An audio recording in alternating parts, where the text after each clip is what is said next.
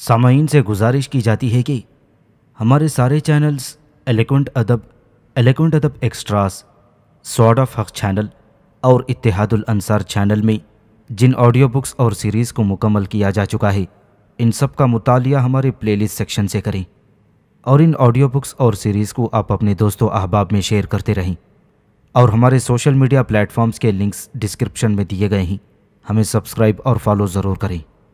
جزاک اللہ۔ بسم اللہ الرحمن الرحیم۔ صدیوں کا مسافر، وقت کی کہانی، صدیوں کے مسافر کی زبانی، ازل سے ابد تک زندہ رہنے والے ایک انوکھے دیداور کی داستان۔ مصنف M.A. راحت۔ ایپیسوڈ 71۔ کشتی تیزی کے ساتھ ساحل کی طرف بڑھ رہی تھی۔ بڑا ہی حسین و جمیل منظر نظروں کے سامنے تھا۔ تا حد نظر ہریالی کے سوا کچھ نظر نہیں آتا تھا۔ جہاں تک نظر کام کرتی تھی، درخت ہی درخت تھے اور سبزہ ہی سبزہ تھا۔ زمین تو کہیں نظر ہی نہیں آتی تھی۔ درختوں پر ہزارہا اقسام کے پرندے چہچہا رہے تھے اور بندر اور لنگور ایک درخت سے دوسرے درخت پر چھلانگیں مارتے پھر رہے تھے۔ طرح طرح کے جانور شور مچا رہے تھے۔ غرضے کی زندگی اپنے پورے شباب پر نظر آ رہی تھی۔ میں نے دل ہی دل میں یہ فیصلہ کیا کہ کچھ عرصے اس حسین و جمیل خطۂ ارض پر ضرور گزارتا جاؤں گا اور اس کے بعد یہاں سے کسی لمبے اور طویل سفر پر روانہ ہو جاؤں گا۔ افریقہ کی سرزمین پر میں نے ایک بے حد طویل مدت گزار لی تھی اور اب میں یہاں سے نکل جانا چاہتا تھا، لیکن میں نے یہی سوچا کہ پہلے تاتک قبیلے والوں کو زمپاٹ قبیلے والوں کے ظلم و ستم سے نجات دلا دوں اور اس کے بعد یہاں سے سفید اور گندمی بر اعظموں کی طرف لوٹ چلوں۔ بالآخر کشتی کنارے پر لگ گئی اور سب سے پہلے اس میں سے ٹانکر اترا۔ ٹانکر نے کنارے پر کھڑے ہو کر بڑے ادب و احترام کے ساتھ مجھے اشارہ کیا تھا کہ میں نیچے اتروں۔ میں ٹانکر کا اشارہ پاتے ہی نیچے اتر آیا اور میرے بعد باقی لوگ بھی نیچے اتر آئے تھے۔ اس وقت ساحل کا یہ حصہ بالکل خالی تھا اور کوئی انسان یہاں نظر نہیں آ رہا تھا۔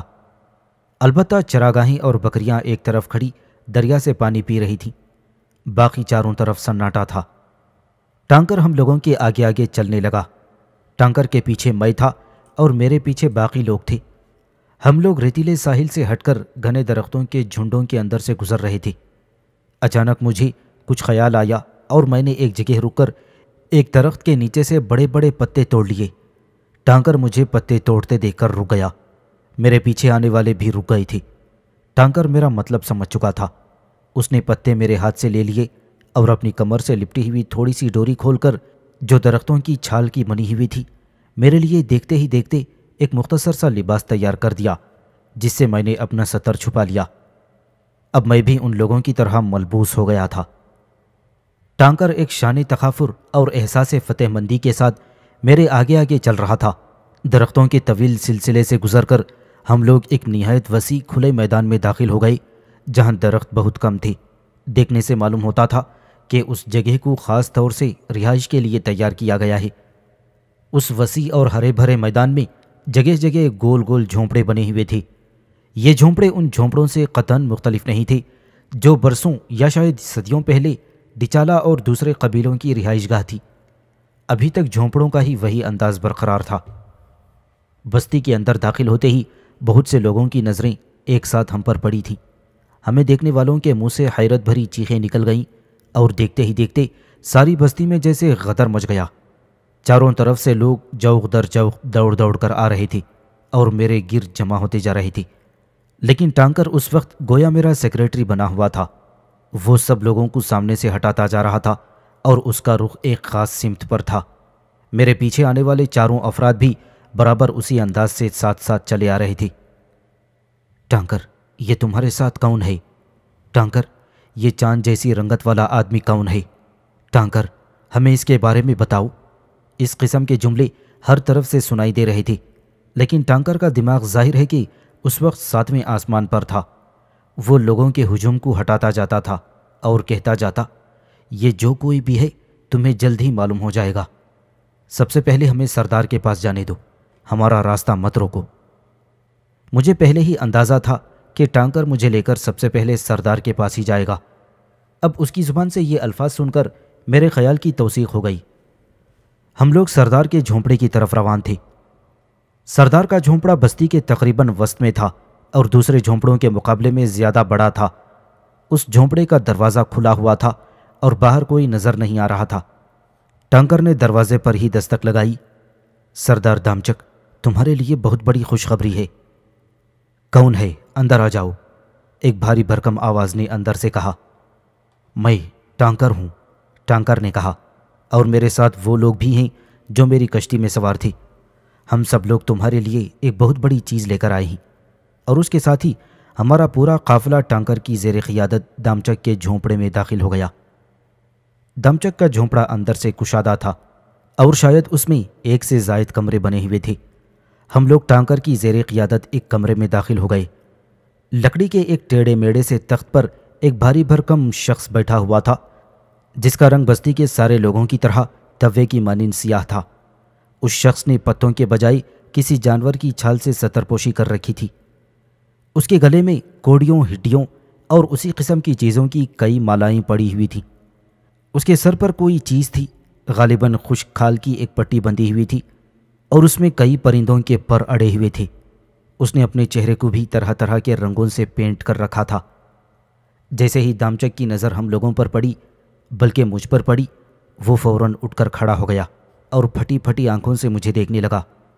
وہ مجھے حیرت زدہ نظر آ رہا تھا۔ یہ کون ہے؟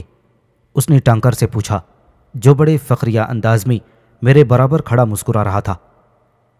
ٹانکر میرے بارے میں شاید زیادہ صحیح طور پر نہ بتا سکی۔ میں نے سردار دامچک سے مخاطب ہو کر کہا، اس لیے بہتر یہی ہے کہ میں ہی تم کو اپنے بارے میں بتا دوں۔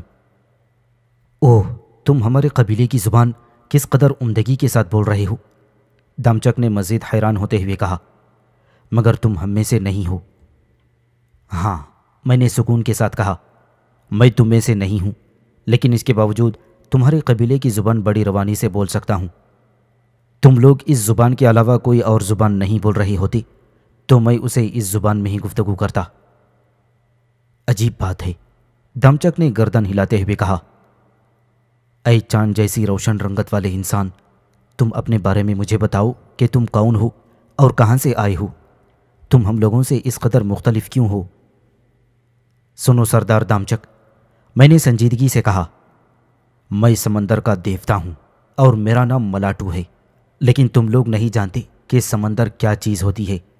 میں نے ٹانکر کو بتا دیا ہے کہ سمندر کسے کہتے ہیں، اور وہ تم سب لوگوں کو اس کے بارے میں بتا دے گا۔ فی الحال اپنی آسانی کے لیے یہ سمجھ لو کہ میں دریاؤں کا دیوتا ہوں، ملاٹو دیوتا، اور تاتک قبیلے کے لوگوں کے لیے روشنی اور مسرت اور امن کا پیغام بن کر آیا ہوں۔ اور تمہیں نوید سناتا ہوں دامچک کہ تمہاری اور تمہارے قبیلے کی مصیبت کے دن ختم ہو گئے ہیں۔ ٹانکر نے مجھے تمہاری پریشانیوں کے بارے میں سب کچھ بتا دیا ہے، اور میں نے ٹانکر اور اس کے ساتھی اور ان دوسرے لوگوں کو جو اس کشتی میں سوار تھے بتا دیا ہے کہ میں انہیں زمپاٹ قبیلے کے شر سے نجات دلا دوں گا۔ جیسے ہی میری زبان سے یہ الفاظ ادا ہوئے، سردار دامچک فوراً اپنے تخت پر سے نیچے اتر پڑا اور اس نے تیزی سے جھکتے ہوئے مجھے سجدہ کیا۔ میں نے جلدی سے اسے بازو سے پکڑ کر اوپر اٹھا دیا۔ اس نے عقیدت میں میرے ہاتھ پکڑ کر چومنا شروع کر دیے تھے۔ میں نے اسے روکا نہیں، بہرحال اسے اپنی عقیدت کا کسی نہ کسی طور پر اظہار کرنا ہی تھا۔ ہم لوگ بڑے خوش نصیب ہیں، دامچک نے لرزتی ہوئی آواز میں کہا۔ ہماری پوری بستی، ہمارا پورا قبیلہ نہایت خوش نصیب ہے کہ ہمارے قبیلے میں ایک دیوتا کی آمد ہوئی ہے۔ ہم اپنی اس خوش نصیبی پر جتنا بھی فخر کریں کم ہے۔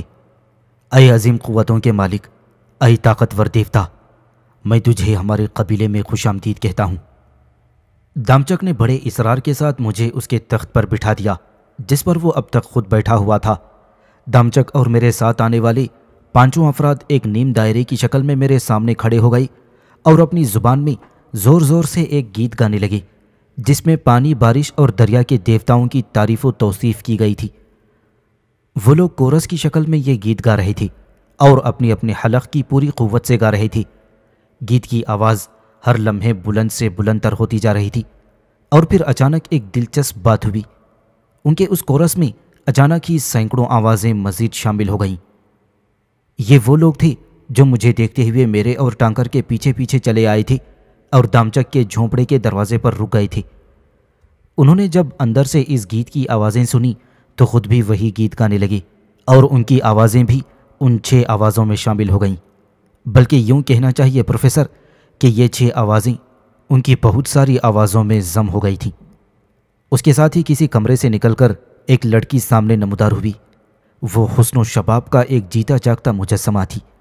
اسے دیکھ کر یوں لگتا تھا گویا قدرت کے صنع ہاتھوں نے اسے آبنوس کی سیاہ لڑکی سے تراشا ہو۔ اس کے خد و خال نہایت جاذب نظر تھے اور چہرے پر بھولے پن کے آثار تھے۔ اس نے بھی قبیلے کے باقی لوگوں کی طرح چند بڑے بڑے پتوں سے اپنے سطر کو ڈھانپا ہوا تھا۔ کمرے میں آنے والی یہ نوجوان لڑکی یہ عجیب و غریب منظر دیکھ کر حیران رہ گئی۔ وہ کبھی مجھے دیکھتی اور کبھی میرے سامنے کھڑے ہوئے ان 6 آدمیوں کو دیکھتی جو دیوتاؤں کی شان میں گیت گا رہے تھے اور جن میں خود قبیلے کا سردار بھی شامل تھا، اور کبھی وہ نظر اٹھا کر جھونپڑے کے دروازے کی طرف دیکھتی جہاں سے گزر کر سینکڑوں آوازیں اندر آ رہی تھیں جو سب کی سب ایک ہی گیت گا رہے تھے۔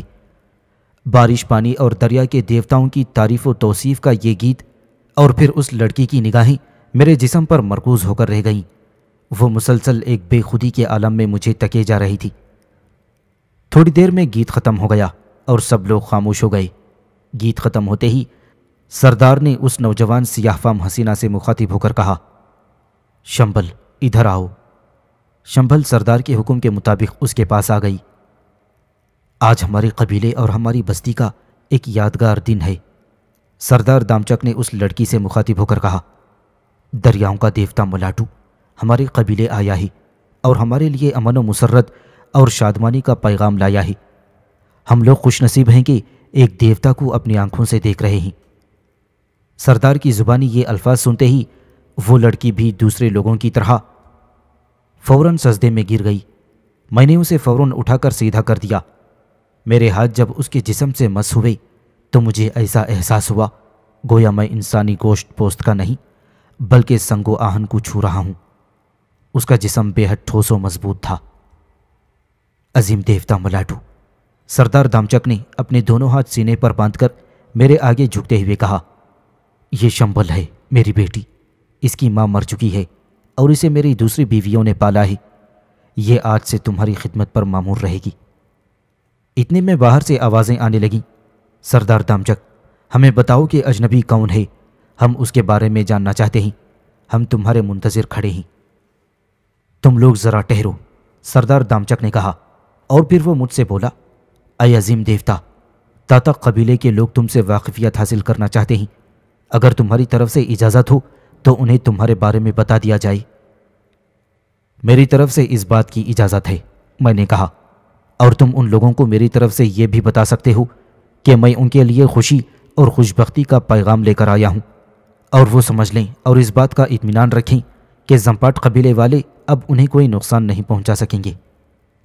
دیوتا کا حکم سر آنکھوں پر، دامچک نے کہا اور دروازے کی طرف بڑھا۔ ایک قدم بڑھ کر وہ رک گیا اور میری طرف دیکھ کر بولا، دیوتا ان سب لوگوں کو اپنے درشن دے دیں تو بہت اچھا رہے گا۔ میں تیار ہوں، میں نے کہا اور تخت سے اتر کر دامچک کے پاس آ گیا، لیکن دامچک مجھ سے ایک قدم پیچھے ہو گیا اور اس نے مجھے آگے چلنے کا اشارہ کیا۔ میں اس کے اشارے کے مطابق آگے آ گیا۔ اب آگے آگے میں چل رہا تھا، میرے پیچھے دامچک تھا، دامچک کے پیچھے اس کی بیٹی شمبل، اور شمبل کے پیچھے ٹانکر اور بقیہ لوگ تھے۔ اس طرح ہم لوگوں کا یہ چھوٹا سا جلوس جھونپڑے کے دروازے تک پہنچا۔ جو لوگ دروازے سے بالکل لگے ہوئے کھڑے تھے وہ پیچھے ہٹ گئے اور اس طرح ہم لوگوں کو کھڑے ہونے کی جگہ مل گئی۔ اے تاتک قبیلے کے لوگوں سنو، دامچک نے میرے برابر کھڑے ہو کر کہنا شروع کیا، آج کا دن تمہاری زندگیوں کا سب سے زیادہ یادگار اور روشن ترین دن ہوگا۔ تم لوگ اپنی قسمتوں پر جتنا بھی ناز کرو کم ہے۔ جانتے ہو یہ چاند کی کرنوں کا بنا ہوا کون تمہارے سامنے یوں کھڑا ہے۔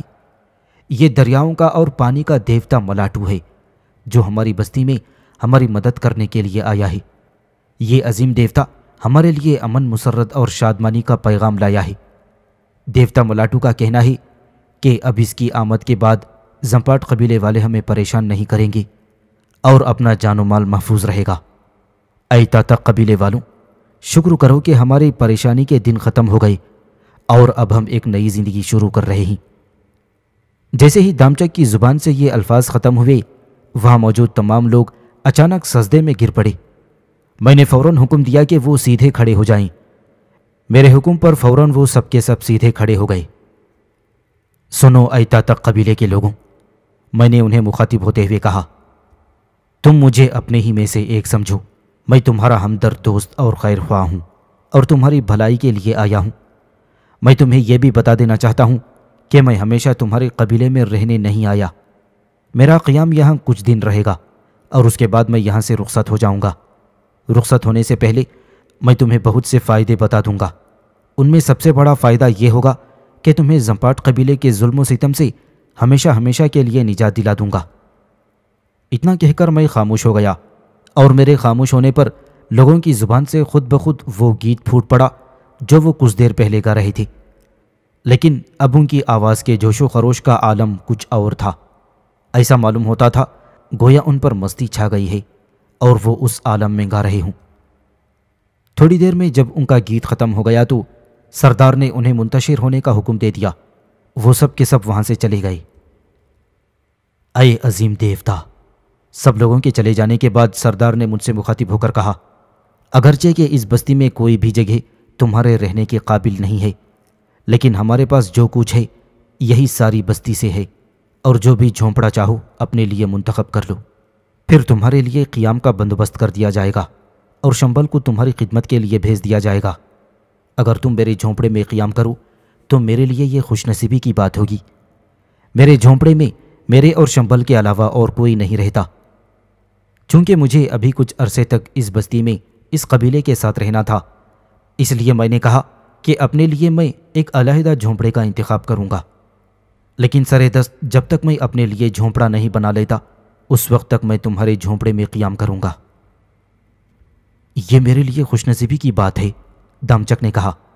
اس کے بعد دامچک نے اپنی بیٹی شمبل کو حکم دیا کہ وہ میرے لیے جھونپڑے کے خالی کمرے کو ٹھیک کر دے۔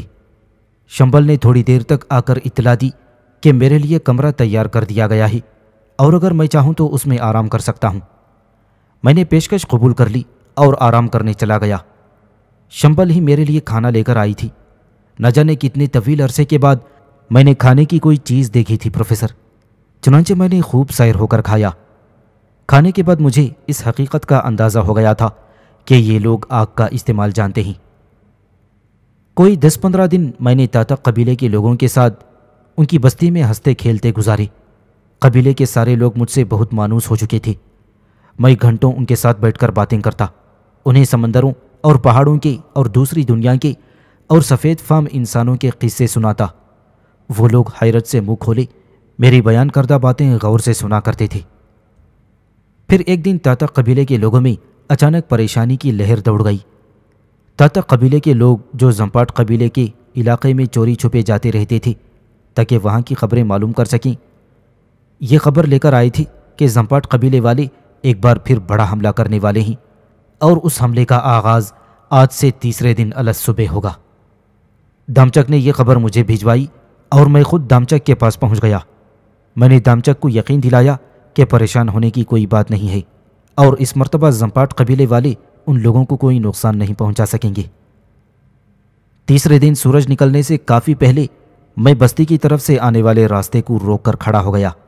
بستی کے دو اطراف میں بے حد گھنا اور ناقابل گزر جنگل تھا۔ ایک طرف دریا تھا اور صرف ایک طرف سے ہی بستی کے اندر آنے کا راستہ تھا۔ زمپاٹ والے بھی اسی طرف سے حملہ کرتے تھے اور یہ بات میں نے پہلے ہی معلوم کر لی تھی۔ میں نے بستی کے تمام لوگوں کو حکم دے دیا تھا کہ وہ میدان میں جمع ہو جائیں اور جب تک میں انہیں ہدایت نہ دوں وہ کوئی قدم نہ اٹھائیں۔ دور افق پر سپیدہ سحر نمودار ہونے لگا تھا اور تھوڑی دیر میں سورج نے اپنا سر اٹھایا۔ اس کے ساتھ ہی ڈھول بجنے کی آواز میرے کانوں میں آنے لگی۔ ڈھول کے ساتھ ہی کچھ نعرے بھی لگ رہے تھے، لیکن ان کی آواز واضح نہیں تھی۔ رفتہ رفتہ ڈھول اور نعروں کی آوازیں قریب آتی گئیں۔ زمپاٹ قبیلے والے حملے کے لیے آگے بڑھتے چلے آ رہے تھے۔ تھوڑی دیر میں وہ میری نظروں کے سامنے آ گئے۔ ان میں سے 2 آدمی سب سے آگے تھے۔ ایک بہت ہٹا کٹا اور جوان آدمی تھا جس نے کسی جانور کی کھال سے ستر پوشی کر رکھی تھی، اور دوسرا ڈھلتی ہوئی عمر کا آدمی تھا، لیکن تھا وہ بھی بہت طاقتور اور مضبوط جسم کا مالک۔ میں انداز سے سمجھ گیا کہ جوان العمر آدمی سردار کوبا ہے اور اس کے ساتھ جادوگر بولام ہے۔ میں ان کا راستہ روک کر کھڑا ہو گیا۔ میں بالکل خالی ہاتھ تھا، جبکہ ان کے ہاتھوں میں لکڑیوں، پتھروں اور ہڈیوں کے بنے ہوئے ہتھیار تھے۔ کوبا اور بولام کے پیچھے بے شمار انسانوں کا ایک لشکر تھا جو سب کے سب مسلح تھے۔ کوبا اور بولام مجھے دیکھ کر رک گئے اور حیرت میں ڈوب کر میری شکل دیکھنے لگے۔ ان کی پھٹی پھٹی آنکھیں میرے سنہرے جسم پر جمی ہوئی تھیں۔ ان کے رکنے کے ساتھ ہی ان کے پیچھے کھڑے ہوئے تمام لوگ بھی رک گئے۔ اے چاند جیسے انسان، تم کون ہو اور یہاں کیا کر رہے ہو؟ بولام مجھ سے مخاطب ہو کر بولا، ہم نے تمہیں اس سے پہلے یہاں کبھی نہیں دیکھا۔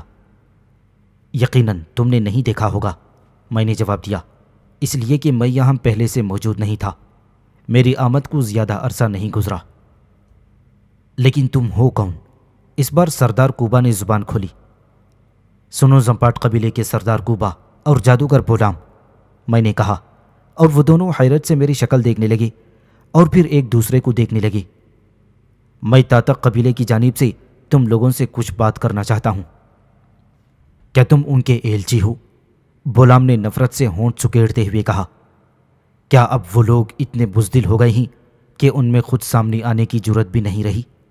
بہرحال تم جو کچھ بھی ہو، یہ اچھی طرح جان لو کہ اس بار ہم تاتق قبیلے کو تباہ و برباد کر دینے کا منصوبہ بنا کر آئے ہیں۔ اگر تم ہمیں روک سکتے ہو تو روک لو۔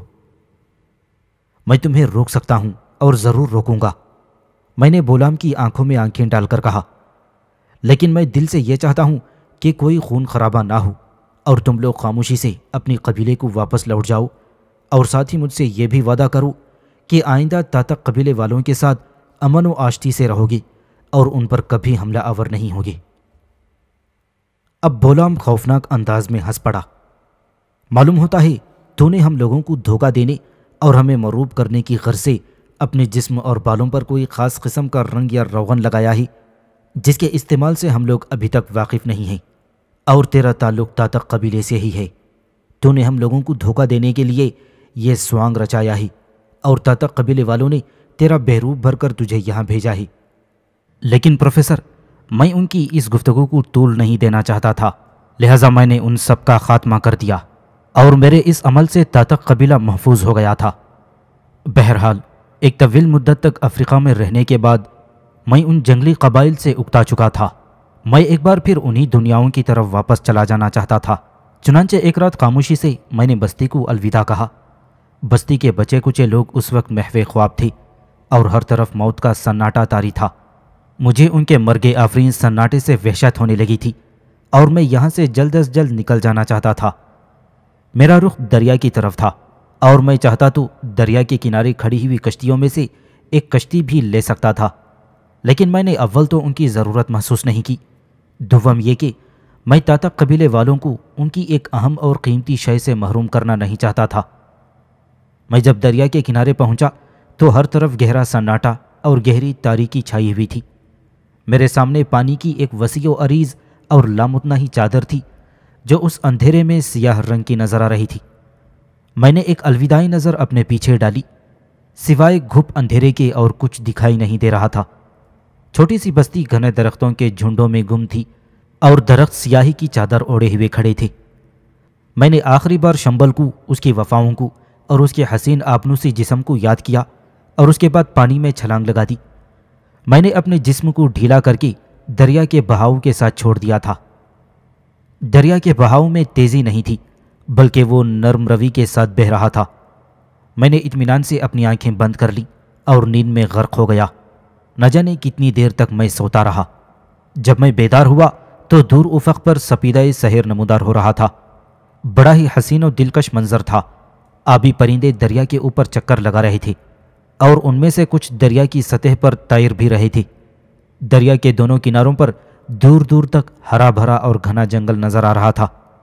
ٹھنڈی ٹھنڈی ہوا کے جھونکے چل رہے تھے اور ایسا معلوم ہوتا تھا گویا پوری کائنات ایک انگڑائی لے کر بیدار ہو رہی ہے، گویا ساری خوابیدہ دنیا ایک نئی زندگی کے جوش اور ولولے سے بھرپور ارتقاء کی جانب ایک اور قدم بڑھا رہی ہے۔ میں قدرت کے اس حسن سے بالکل مسحور ہو کر رہ گیا تھا اور میرے ہونٹوں پر خود بخود ایک دل نواز مسکراہٹ نمودار ہو گئی۔